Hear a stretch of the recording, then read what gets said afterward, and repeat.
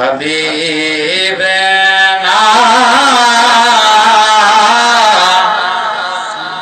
सल्ले अला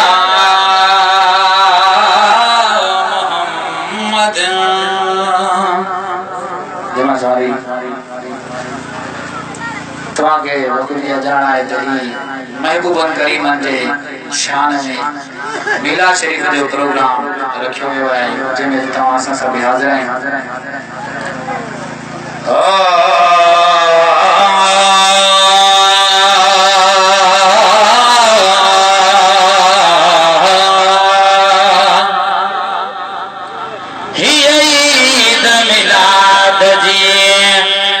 खुशी महबूब जो उर्स मुबारक गाल वणे त सुभान अल्लाह दिल खोले करे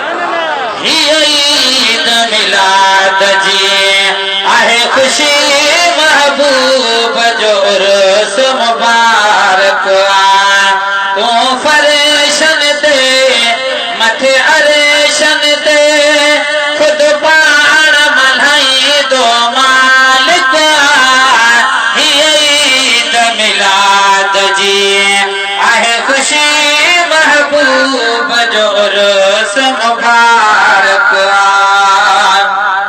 ये अवल साल ईद आहे यूं बाद में ईद आयो है ये अवल साल ईद आहे यूं बाद में ईद शामिल थी दो करे हिन खुशी में शामिल खालिक ईद मिलाद जी आहे खुशी महबूब जो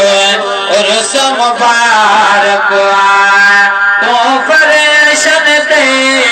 मथे अरेशन दे खुद पाण मल्हाई दो मालिक मिलाद जी आहे खुशी महबूब जो उर्स मुबारक माशाअल्लाह जमात काफी है सुभान अल्लाह जवाब तमाम घट है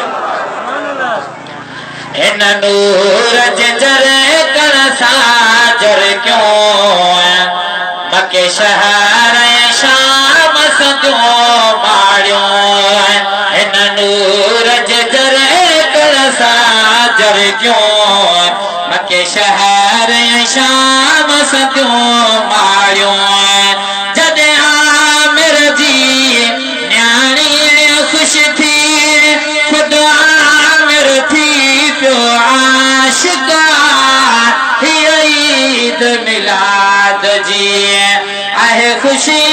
महबूब जो उर्स मुबारक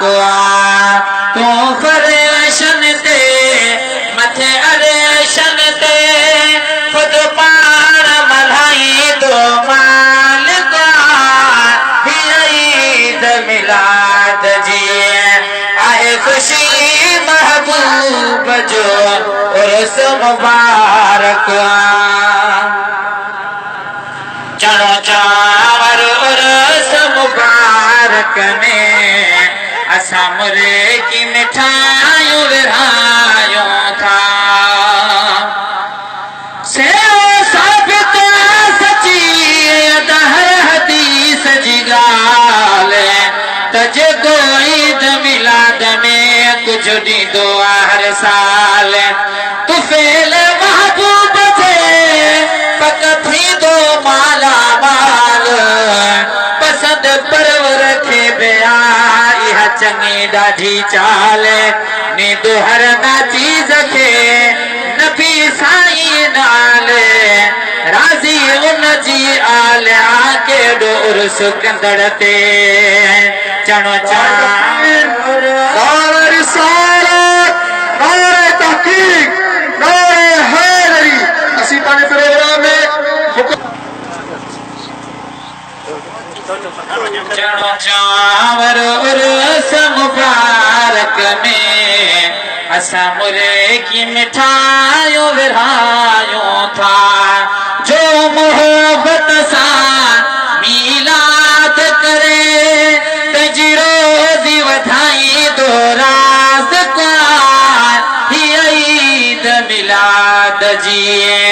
आहे खुशी महबूब जो उर्स मुबारक कजो असल नस्ल ॾिठो साईं रखे रहमत जो हथ हर कहते कजो असल नस्ल ॾिठो साईं रखे रहमत जो हथ हर कहते गुनगारन जा गम दल था गुम बातिल थो ज़ाहिर हक़ हीअ ईद मिलाद जी आहे खुशी महबूब जो उर्स मुबारक लजपाल जा थोरा लखे आहिनि हिन उम्मत ते से ठार सजण लजपाल जा थोरा लखे आहिनि हिन उम्मत ते से ठार सजण मञिजे कोन थोरा साईं जा उहो समझ मुलोए मुनाफ़िक़ हीअ ईद मिलाद जी आहे खुशी महबूब जो उर्स मुबारक